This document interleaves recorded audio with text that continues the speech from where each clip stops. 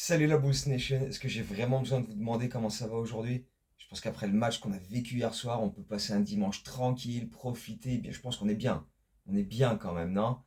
Eh, franchement, waouh, waouh, bro, c'était quoi ce match hier soir? Oh, oh, oh.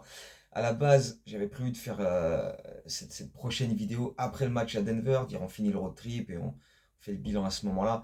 Mais là, après le match qu'on a vu hier soir, je me suis dit, bon, faut que je prenne le temps là, ce dimanche quand même de faire quelque chose parce que il faut en parler, il faut en parler, parce que là, non, on a quand même vécu quelque chose d'assez grandiose quand même. Victoire des Bulls sur le parquet des Lakers. Pardon, je reprends. Victoire monumentale des Bulls sur le parquet des Lakers. euh, dans un match tout simplement, enfin, avec des records en pagaille, des performances individuelles et collectives absolument folles. Et pourtant, avant le match, peut-être pas forcément hyper serein, quoi, principalement à cause de l'annonce de l'absence sur blessure de Trey Jones, qui est quand même emmerdante parce qu'il était tellement important ces derniers temps. Et on se rappelle donc qu'il avait quitté le match face aux Kings dans le quatrième quart-temps de mémoire. Il s'était fait une blessure et il était parti direct au vestiaire, il boitait un peu. Et en fait, il s'est blessé au pied gauche. Et donc, dans l'après-midi, avant le match d'hier, ils nous disent que au shoot-around matinal, il avait une botte de protection, donc ça sentait pas bon. Et plus tard dans l'après-midi, il y a un communiqué des Bulls pour dire, bah voilà, il sera réévalué dans 2 semaines, il a un problème au pied gauche. Et là, tu te dis, merde, c'est quand même un coup dur, parce qu'il était titulaire depuis 2, 3 semaines, et, euh, et il était énorme, il faisait des matchs incroyables, il était présent dans le clutch, défensivement, offensivement, voilà, le mec faisait toujours les, les, les bonnes choses, quoi. Et donc son absence était forcément emmerdante, sachant que bah, tu commences à être un peu court sur les lignes arrières, parce que bah, Ayo Dosunmu, sa saison est terminée.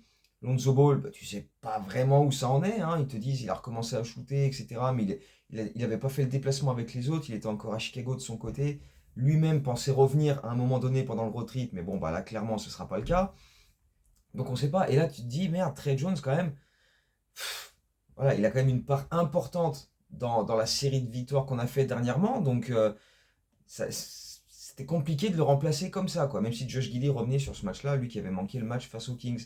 Et puis en plus, en face, les Lakers, bah, ils sont sur une bonne dynamique depuis un petit moment. Bah, depuis l'arrivée de Luka Doncic dans un des trades les plus what the fuck de l'histoire de la NBA. Ils sont troisième de la conférence Ouest. Enfin, en tout cas, ils étaient troisième au moment où ce match a commencé hier soir. Et en plus, sur ce match-là, il récupérait pas mal d'absents. Rui Hachimura, Gabe Vincent et évidemment LeBron James. Alors lui, à chaque fois qu'il est blessé, il est boule sur le calendrier, il revient. Mais tout le temps, c'est un truc de ouf. Le mec, il peut se faire une fracture ouverte le lundi. S'il joue les Bulls le jeudi, il est là. Tu vois. Non mais c'est ouf, c'est ouf, c'est abusé, c'est abusé. Mais enfin bref, voilà. Tout ça pour dire qu'en termes de dynamique, juste avant ce match-là, tu pouvais penser que les Lakers avaient un petit peu d'avantage avec les gars qui récupéraient et leur série du moment par rapport à nous qui en plus on perdait Trey Jones. Et en fait, pas du tout. Pas du tout. On les a démontés, mais façon puzzle quoi. On les a éparpillés partout. C'était une boucherie. Une boucherie. Pas dès le début du match, même si on est bien dans l'entame du match. Franchement, on est très très bon. Sur le plan offensif, on a un Kobe White qui est impérial, qui multiplie les attaques du cercle. Il voit que, voilà, en termes de protection du cercle, hein, les Lakers, c'est pas ça, hein. Ils ont pas vraiment de mec à l'intérieur capable de. Quand ton pivot titulaire c'est Jackson Hayes, bon voilà, j'ai rien contre lui, mais enfin, c'est pas ouf quoi.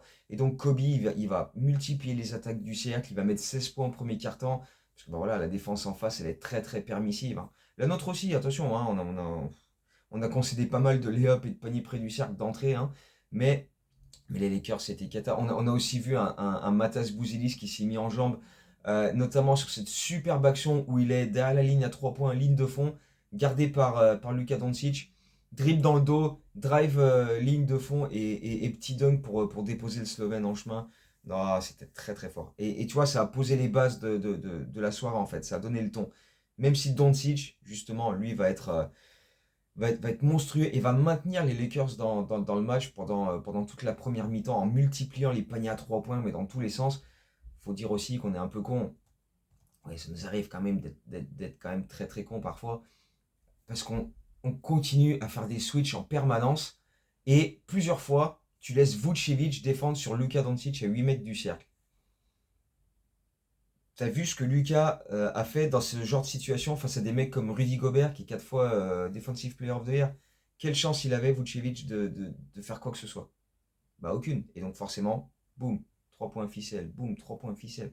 Luka Doncic, à la pause, il a déjà mis 7 bombes de loin. Il est à 29 points. Mais, mais, les Bulls mènent 65-62 à la pause parce que, bah, on voit des gros efforts défensifs déjà, et notamment dans le deuxième quart-temps, la seconde unité a été très très très active sur le plan défensif. J'ai vu des rotations, voilà, un mec qui vient faire un close-out, tout de suite il y en a un autre qui vient se mettre sur le gars qui a été laissé libre. Des rotations, c'était fluide, c'était propre. Dalen Terry, Patrick Williams, le banc, voilà, Julian Phillips. On a vu des choses vraiment vraiment de très très belles factures. On a vu des mains actives pour couper des lignes de passe. On a mis énormément de paniers en transition parce qu'on a intercepté ce que faisaient les Lakers. On était capable d'anticiper ce qu'ils allaient faire, de couper et de partir en transition dans l'autre sens. On a mis 30 points en contre-attaque sur ce match-là, ce qui est énorme. Ce qui est énorme. Et ça, c'est le fruit d'une bonne défense à la base qui ensuite permet à l'attaque d'être impactante avec des paniers faciles de l'autre côté, quoi. Et du coup, t'es que 3 points derrière à la pause, mais tu te dis, bah, c'est jouable parce qu'en fait, à part le festival de Luka Doncic, pas grand chose, quoi, à part un ou deux dunks de Jackson Hayes au départ, parce qu'on ne protégeait pas trop le cercle. Mais LeBron James, pour son retour, on voit pas grand chose de sa part, il n'y a pas énormément d'impact. Il faut toujours se méfier d'Austin Reeves, hein, qui est quand même capable de toujours mettre des paniers par-ci par-là. D'ailleurs, les Bulls avaient pris 10 points d'avance dans le deuxième quart, et grâce à lui et Doncic, qui ont enchaîné les 3 points, ils sont revenus dans le match pour, comme on disait, n'être que 3 points derrière la pause. Mais tu te dis, c'est jouable en fait, parce que c'est individuellement que les Lakers voilà, sont capables de rester là. Collectivement, il n'y a quand même pas grand-chose, ou en tout cas, c'est loin d'être au niveau de ce que les Bulls ont affiché sur ce match-là. Parce que collectivement, on a été mais, absolument somptueux. Somptueux sur ce match-là. On reviendra sur les stats ensuite, mais waouh, waouh, c'était incroyable. Et en fait, la deuxième mi-temps, ça a été une balade pure et simple. Dès le début, tu as Matas Bouzelis qui foire une transition. Il aurait dû la remettre à Kobe au lieu d'essayer d'y aller tout seul. Il fait une faute offensive. Et derrière, il se rattrape, il claque 2 paniers à 3 points. Et ça nous lance pour la suite. Parce que sur ce troisième quart-temps, on va quand même claquer 39 points à 8 sur 10 euh, derrière la ligne à 3 points quand même. Donc on les a bombardés. Ça commence par Matas. Ça s'est ensuite enchaîné avec Kobe White, avec Nikola Vucevic et même Dalen Terry qui est allé de son panier à 3 points et qui a fait un gros match lui aussi. On va y revenir après. Mais, enfin voilà, tout le monde s'y met et on n'a encore pas parlé. On n'a encore pas parlé dans cette vidéo d'un certain Josh Giddey. Alors lui, pour le coup, il avait loupé le match face à Sacramento, il faisait son retour. Il avait loupé qu'un match, mais il était là, il revenait. Mais il a signé une perf, mais tout simplement historique. Jamais vu dans l'histoire de la NBA. 15 points, en 5 sur 11, 10 rebonds. Il égale son record en carrière, 17 passes décisives. Et il explose son record en carrière, 8 interceptions. Il est passé à 2 interceptions de signer le 5e quadruple-double officiel de l'histoire de la NBA. Je ne sais pas si on se rend compte de la dinguerie que ça aurait été. À 2. Enfin, je sais pas, c'est invraisemblable. La NBA a confirmé ensuite que jamais cette ligne de stats qu'il a pondue hier, Guidé, avait été faite avant. Donc 15 points, 10 rebonds, 17 passes, 8 interceptions. Ça n'a jamais été fait avant. Et là, donc, à 2 interceptions du quadruple double. Même si lui l'a reconnu après le match, il a quand même dit, bon, c'est mon record en carrière, 8 interceptions, etc. Mais il y en a quand même 2-3 qui sont assez généreuses, où c'est juste, voilà, la balle termine dans mes mains et je lance une contre-attaque, quoi. À la base, c'est un autre type, c'est un autre gars qui dévie la balle, et voilà. Donc, il a quand même cette lucidité de dire, bon, voilà, c'est pas moi voilà, j'ai volé 8 ballons. Des fois, ça m'est arrivé dans les mains, et bon, c'était un peu généreux, quoi. Mais mine de rien, ça montre que sa défense a été active toute la soirée. Et c'est quelque chose qu'il avait à cœur de montrer, surtout sur un match-up comme ça, parce que bah, quand il était à OKC et qu'il y avait des séries de playoffs contre Dallas, c'est un peu aussi ça qui avait mis fin à sa période OKC l'année dernière, où il était souvent sorti, parce que bon, bah voilà, face à Doncic, ils se sont dit, bon, on va pas mettre Guidi sur Doncic parce que ça va pas le faire. Et là, il l'a dit lui-même après le match. Au shoot-around matinal, quand on a parlé des match-ups qu'il allait avoir dans la soirée, et qu'on m'a dit, Josh, on va te mettre sur Lucas, il s'est dit, génial, je veux ce genre de match-up, je veux montrer que j'ai progressé défensivement, et on l'a vu sur les dernières semaines, parce que on parle de son adresse extérieure, de son impact offensif, de ses passes décisives, et il a été excellent depuis des semaines, mais défensivement aussi, on en a parlé dans quelques vidéos, défensivement aussi, son impact est bien meilleur par rapport à ce qu'on voyait en début de saison, où c'était un match par-ci, un match par-là. Là, régulièrement, sur les 10, 12, 15 derniers matchs, Josh Giddey, défensivement, c'est pas toujours exceptionnel, mais c'est régulièrement actif, engagé, tu vois, il est rarement à la rue, comme on a pu le voir plein de fois en début de saison, où le mec, il était là, le mec passait à côté de lui. Là, non, non, le mec, il se met devant, et il joue physique, il le bouscule, tu vois. Et d'ailleurs, Luka Doncic, ça lui a fait péter un câble, il a pris une faute technique, et ça l'a un peu sorti de son match, parce qu'après ça, après sa première mi-temps fabuleuse, en début du troisième quart-temps, Doncic, il prend une faute technique, et derrière, il met que 5 points, on le voit plus. On le voit plus du tout. Donc voilà, Josh Giddey a été exceptionnel. On parle de ses stats offensives avec ses 17 passes, etc., ses 15 points. Mais défensivement aussi, il a fait un match de grande, grande, grande qualité hier soir encore. Donc voilà, match tout simplement fabuleux de sa part. Il a régalé. Il n'a pas été le seul. Il a signé quand même son 4e triple-double de la saison. Seul lui et Joachim Noah ont fait ça chez les Bulls sur les 30 dernières années. Donc c'est quand même pas anodin. Et puis donc voilà, il a été un artisan majeur dans le fait qu'on a pris le large dans le troisième quart-temps, où on a pris des avances de 15 points, et on menait de 15 points à la fin du troisième quart. Et derrière, bon bah voilà, l'avance n'a fait que s'accentuer dans le quatrième. On a pris 20, 25, 30 points d'avance en continuant d'accélérer, de jouer à fond, en faisant des hustle plays qui étaient presque trop faciles en fait, parce que les Lakers n'ont pas proposé vraiment de résistance, quoi. On s'est imposé au rebond, mais de ouf, quoi. Toutes les batailles, on était là, on jouait physique, on jouait costaud, on a proposé, on a amené ce défi physique, et les Lakers n'ont jamais répondu. Jamais répondu. Et moi, je pense que pour eux, ça va être un gros souci en playoff. Parce que quand ta rotation intérieure, enfin tes pivots, c'est Jackson Hayes et Alex Len, c'est faible, quoi. C'est faible. Ça propose pas grand-chose. Mais bon, ça, c'est leur problème, hein, on s'en fout un peu, nous. C'est pas ce qui nous intéresse, nous. Mais bon, voilà, au final, on déroule un basket incroyable tout au long du match. Et on enchaîne les season high absolument partout. Les records cette saison au point, 146. À l'adresse, 58,3%. Aux passes décisives, on en a signé 41, ce qui est énorme. Aux interceptions, 17 balles volées. Et comme on l'a dit, 30 points en transition sur ces ballons volés. C'est monstrueux.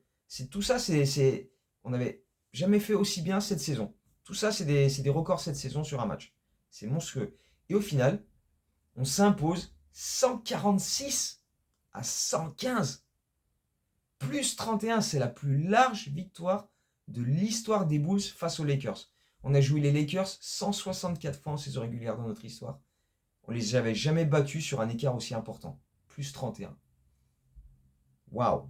Franchement, chapeau. Bravo. Bravo les mecs. Parce que alors là, cette performance, elle est tout en haut. Elle est waouh. Extraordinaire. Et donc, en plus, tout le monde vraiment a participé à cette orgie collective qu'on a mis en place dans ce match-là. Parce que on a parlé de Josh Giddey, évidemment. Mais il faut parler des autres aussi. Kobe White, 36 points, avec des pourcentages absolument fabuleux. 12 sur 17, parce qu'il a énormément attaqué le cercle. Mais même de loin. 6 sur 9 à 3 points, 6 sur 8 au lancer. Match absolument fabuleux de la part de Kobe, encore une fois, qui continue sa série de matchs à au moins 20 points. Matas Bouzelis, il a profité du garbage time, mais il a quand même signé un record en carrière avec 31 points, et lui aussi des pourcentages de ouf. 12 sur 18 au shoot, 5 sur 10 à 3 points, alors qu'il était à 0 sur 5 à la pause, donc il a fait 5 sur 5 en deuxième mi-temps, il a été énorme. Kevin Huerter, 0 points à la pause, 14 points en deuxième mi-temps. Double-double de Vucevic, 12 points, 12 rebonds, plus 5 passes décisives, donc lui aussi il a été actif. Et le banc ultra productif, on a parlé de Dalen Terry, 13 points, 6 sur 12 au shoot, 4 rebonds, 4 passes décisives, 2 interceptions. Il a été excellent en défense aussi, et aussi, on l'a vu remonter la balle à de nombreuses reprises, et ça je pense que c'est quelque chose qui va être De plus en plus, enfin, on va le voir de plus en plus souvent sur les prochaines semaines avec l'absence de Trey Jones. Et comme on disait, Lonzo Ball, on ne sait pas trop. Ayo, sa saison est terminée, donc on est en rade un peu de meneur, ce qui est quand même paradoxal, parce que toute la saison on dit, ouais, on a pratiquement que des arrières dans ce roster, et là tu en as quand même trois qui sont sur le flanc, et tu sais pas trop quand ils vont revenir. Dalen Terry qui a remonté plein, notamment au deuxième carton, on l'a vu remonter la balle, mettre des trucs en place, donner des super passes décisives. Et on sait que par séquence, il est capable de le faire. Mais s'il est capable, là, sur les 2 prochaines semaines, en l'absence de Trey Jones, d'être un mec qui va être capable de remonter le ballon régulièrement, de pas avoir trop de déchets, pas donner des passes débiles, mais justement trouver le gars démarqué, faire la bonne passe dans le bon tempo, pareil, ça contribue à sa progression. Donc, c'est tout bénef. C'est tout bénef. S'il est capable de le faire comme il a fait hier soir, waouh, franchement, c'est tout bénef. C'est tout bénef pour lui, c'est tout bénef pour les Bulls. Et ça permet voilà, de continuer d'observer sa progression et de voir jusqu'où ça va, quoi. Donc, euh, voilà, c'est vraiment un truc important. Il a vraiment été hyper impactant sur le match d'hier. Et il continue de monter un petit peu en puissance là sur les derniers matchs. Et il va avoir du temps de jeu maintenant en l'absence de Trey Jones. Et puis, autre joueur qui a été excellent en sortie de banc, et il faut le souligner, parce que quand il fait de la merde, on le dit, et quand il fait des bonnes choses, il faut le dire aussi, c'est Patrick Williams, qui a été très très bon hier soir. Hein, comme tout le monde, voilà, tout le monde vraiment a brillé hier soir. Patrick Williams s'est montré, il a mis 14 points, 5 sur 8 au shoot, 4 sur 7 à 3 points, des bons passages défensifs où il a fait des contests. Il s'est imposé physiquement, c'est ce qu'on veut voir de lui. Donc voilà, et des bonnes passes en attaque aussi, lui aussi. Quand il avait la balle en main, il a fait les bons choix. Il y a plusieurs fois où il a trouvé Zach Collins à l'intérieur. Et pareil, Zach Collins, voilà, 9 points, 4 sur 4. Il a profité du fait bah, voilà, que à l'intérieur, les Lakers, c'est ultra faible. Donc du coup, lui aussi, il en a profité pour s'imposer près du cercle, pour montrer de bonnes choses, etc. Donc voilà, bref, tout le monde s'est amusé dans ce super succès des Bulls sur le parquet des Lakers. Et du coup, avec cette victoire, on affiche un bilan de 18-18 à l'extérieur. Bilan à l'équilibre, ce qui est quand même incroyable quand tu vois que notre record à domicile est assez dégueulasse. À l'extérieur, tout au long de la saison, voilà, on est allé gagner des matchs voilà, à droite, à gauche, sur des parquets parfois pas évidents. On a gagné à Boston, on a gagné à Memphis, enfin voilà, entre autres, quoi. À Milwaukee aussi. Donc voilà, on est à l'extérieur, je sais pas, on a été capable, voilà, à Orlando, voilà. C'est, et au final, sur ce road trip, on est à 3 victoires, 2 défaites. Alors qu'au début, quand tu voyais le road trip arriver et que tu disais, ah, il y a quand même des matchs là-dessus où on risque de souffrir. Et tu commences par Houston où tu le perds sur la fin, mais t'as quand même bien souffert. Et puis derrière, ce road trip, plus les matchs avançaient et plus il a été fun ce road trip en fait. Parce qu'on est allé chercher des victoires, mais incroyables. On a gagné chez les Clippers aussi plus tôt dans la saison. Mais là, sur ce road trip, voilà, tu gagnes à Sacramento, t'es pas si loin que ça à Phoenix. Euh, Waouh! Waouh! Au final, voilà, 3-2 sur ce road trip et tu vas le terminer à Denver. Mais même si tu perds à Denver, au final, tu fais 3-3 sur le road trip, c'est très très bien. C'est très très bien. Des road trips comme ça, si tu les finis à 50%, c'est déjà très bien. Mais alors, si en plus tu gagnes à Denver, sachant qu'on a déjà gagné on a déjà battu Denver cette saison, c'était au United Center, dans ce qui était peut-être à ce moment-là notre match référence de la saison, notre meilleur match de la saison. Mais là, peut-être que celui d'hier soir, il a pris la première place, je sais pas, mais en tout cas, c'était vraiment, vraiment top, quoi. Donc maintenant, essayons de finir ce road trip du mieux possible à Denver lundi soir, pour essayer de se placer. Voilà, là on est vraiment dans l'optique de se placer du mieux possible pour le play-in. Miami a encore perdu ce week-end, donc ils en sont à 10 défaites consécutives, donc on consolide la 9e place. Mais on a quand même encore la 8e place en ligne de mire, parce qu'Orlando n'a que 2 victoires d'avance. Et on sait jamais, on sait jamais. 2 victoires, il reste une dizaine de matchs à jouer, enfin il en reste 9 pour nous. Euh, on sait jamais ce qui peut arriver. Donc j'ai pas le calendrier complet du Magic en tête. Je sais que là, lundi, pendant que nous, on sera à Denver, eux, ils vont recevoir les Lakers, justement. Donc on sait pas, on sait pas. C'est peut-être qu'après lundi, on sera un petit peu plus proche, mais en tout cas, on sera encore capable même après lundi, peu importe ce qui se passe lundi, on sera encore dans la course pour essayer de les emmerder, de leur mettre la pression et dire, hé, si vous faites un faux pas, on va être là derrière pour, tu vois, pour capitaliser. Et surtout qu'en avril, on a beaucoup de matchs qui sont très très abordables pour nous, quoi. On joue des équipes assez faibles, on rejoue Miami notamment. Philadelphie, Toronto, enfin bref. Si on est encore dans la course début avril, après, il y a un calendrier qui est quand même abordable et peut-être que si Orlando fait un faux pas, on va être là derrière pour en profiter. Donc, on va voir tout ça. On va voir tout ça, comment ça va se dérouler. Du coup, on fera une autre vidéo après le match de lundi soir à Denver, voir comment ça s'est déroulé, voir comment Orlando a, a- a- a abordé son match face aux Lakers et voir où on en sera à ce moment-là dans la course pour la 8e place, quoi. Mais en tout cas, on est là, on y est. Donc, autant se donner à fond, autant aller chercher le max de victoires sur la fin de saison, aborder le play-in avec la meilleure dynamique possible et puis voir où ça nous mène derrière, quoi. Voilà. Là, juste après un match comme hier soir, on kiffe, on profite, et puis on voit où ça nous mène derrière. Donc voilà, prochaine vidéo après Denver, et puis voilà, on verra où on en sera à ce moment-là. Donc d'ici là, ben, profitez de ce dimanche, portez-vous bien, et à très très bientôt. Ciao, ciao, go Bulls.